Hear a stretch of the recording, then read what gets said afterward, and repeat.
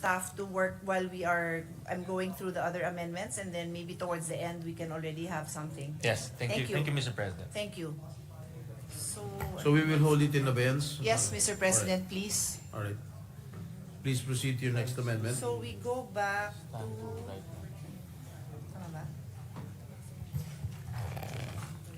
Alright. So our next amendment is Section 6, Powers and Responsibilities of the ERC. And this is a Senator Gatchalian amendment with revision. On page 13, delete lines 18 to 24 and replace it with, the powers of the ERC shall be in accordance with... I've read this. I think this, I'll just read it again. This is what I think was on the table when His Honor made his intervention. The powers of the ERC shall be in accordance with the provision of the IPIRA on the organization, operation, regulation of the power industry, and such other powers as may be given to it under applicable law. We submit, Mr. President. Is there an objection? There being none, amendments approved. Mr. President, just a clarification. Yes, Majority Would Leader. this now probably encapsulate in the near future, in the event that the IPIRA law is amended, the future powers of IPIRA as amended? Would the language include? Yes, under applicable law. So I believe, Mr. President, when we do amend IPIRA, this will still be, they will be consistent, Mr. President. Or delegated to it pursuant to this act. Subject to study, Mr. President, I think that's correct. Okay, I'm happy to have any other style change to reflect future amendments to IPIRA. Okay, We please can proceed, Mr. President. Yes. Mr. President, I have an anterior amendment, Mr. President. On the Senator page, Gatchalian. yes, thank you. On page 13, lines 19 to 20, delete the phrase 18 to 20. and section 11 of RA 11646, otherwise known as the Microgrid Systems Act. That has been accepted Accept, already. okay. Yes. Thank you, Mr. President. So the Please. next item is on Section 15, Powers and Responsibilities of the National Commission on Indigenous People. Page. On page 17, line 15. After the word upon, delete the article the. That is all, Mr. President, we submit. Any objection? There being none, amendments approved. Mr. President, with the permission of the sponsors, the deputy minority leaders is likewise seeking the floor. Okay. Move With that the she be permission of recognized. Senator Cayetano, Senator Tiveros recognized. Yes, thank you, Mr. President. With apologies to my colleagues on the floor, I wish to raise, originally I was going to raise these anterior amendments after the good chair and the gentleman from Valenzuela finished with the individual amendments. But upon consultation with the majority leader and the good majority leader's advice to raise them now before we go further in the bill, I will do so. I'd just like to make of record, Mr. President, that I submitted these amendments before this clean copy as of September 25 was drawn up.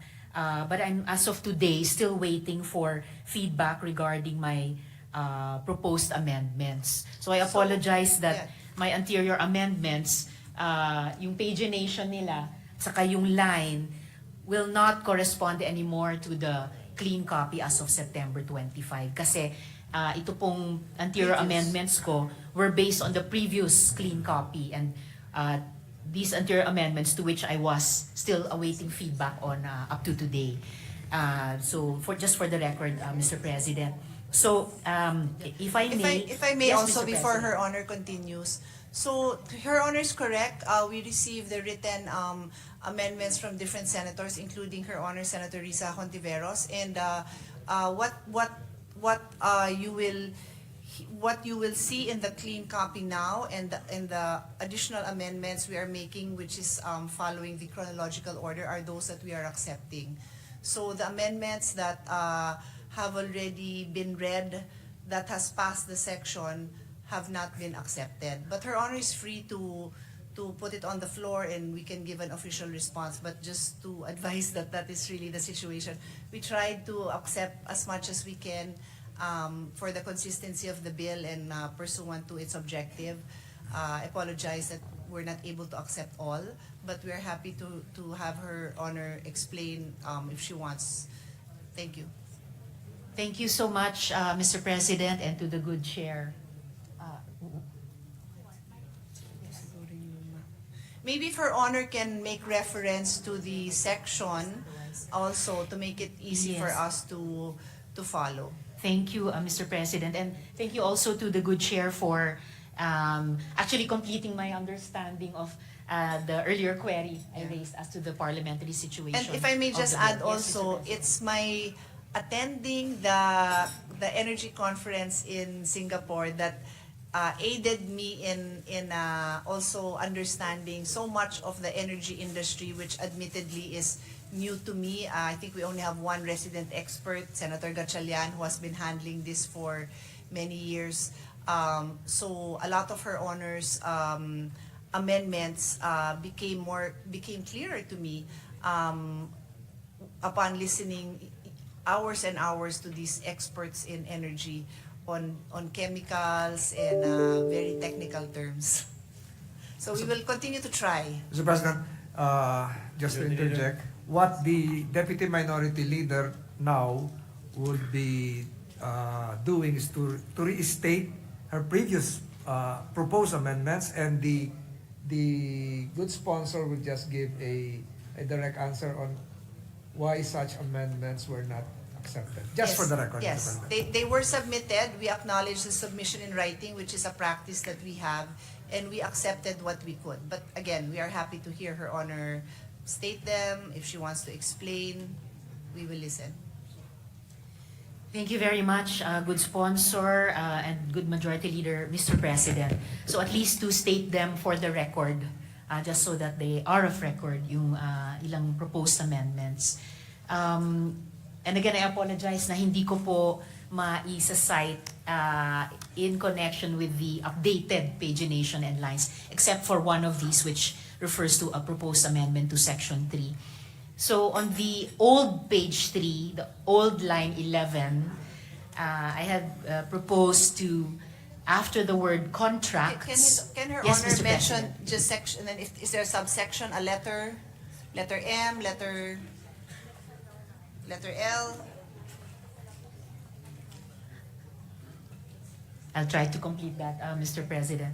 I wonder, Mr. President, if it would be better to go back to my original intention to propose these at the end of the ongoing discussion on Yes. the committee amendments, so that on the individual amendments rather, so that Yes, I can, out of respect to the chair and the good gentleman from Valenzuela, make my proposed amendments for the record complete. Yes, the chair Thank would you, like Mr. to agree with President. the proposal of Senator Ontiveros, just to expedite the proceedings. Thank you, Mr. Thank you, President. Thank you, Senator good Risa. colleagues. Okay, Senator Pia, you can now proceed. thank you. The next amendment, Mr. President, is a new section 16 on the powers and responsibilities of the Philippine Energy Research and Policy Institute. This is a Senator Risa Ontiveros proposal. On page 17, after line 18, insert a new section 16, which shall read as Section 16, Powers and Responsibilities of the Philippine Energy Research and Policy Institute, parenthesis, per P, close parenthesis, pursuant to Republic Act Number 11572, otherwise known as the Philippine Energy Research and Policy Institute Act. The per P shall conduct research and development on renewable gas technologies, including production, storage, and distribution with support from the DOST and PNOC. Renumber the succeeding sections accordingly. We submit, Mr. President. Is there an objection? There being none, amendments approved.